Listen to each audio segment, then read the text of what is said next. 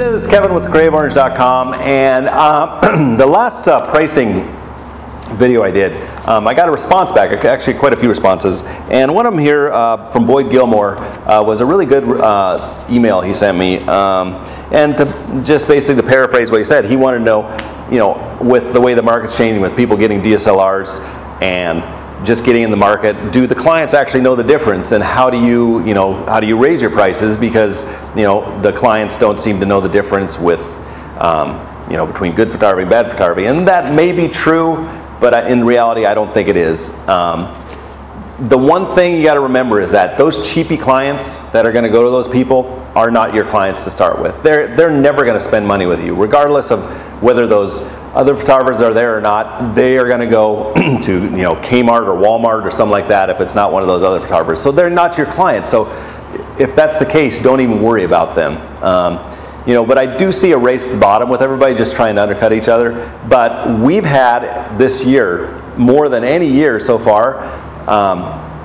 seniors coming from other photographers that did not like their work. One of them was like a fairly big name one here that just came on the scene like last year, and everybody's like, oh, and they were starting to take a few of my clients away. But now what's happened is that they haven't been able to fulfill their end of the bargain, and they're coming to me now to reshoot other photographers' stuff. So we had that happen a lot this year. So people do know what quality is. So you need to get that across. However you do your website, your marketing, whatever, you need to get that across, and your quality of products too. You need to have something that differentiates yourself from that person that's shooting for a CD, because that's one thing. If everybody is shooting for a CD, then it is harder to distinguish yourself. But if you think about it, people come in, how many times do they get photographed in their life? When they're a baby, maybe one time when they're a kid, their senior portrait, a wedding, and then maybe a family portrait later on in life. So they don't really know what they want when they come in. So if you have products that they just go, wow, that's really cool, they're going to buy those products. So, and we also had now in our area, one of the high schools now only allows their senior portraits for their yearbook to be taken by a professional photographer. Or if it's an amateur, they have to go through and list their equipment, show what classes they've taken. They have to prove themselves before they will allow them, the students, to use one of their images for. So they were having a lot of problems with bad photography. And so I think there's going to be a backlash going on right now. I really do.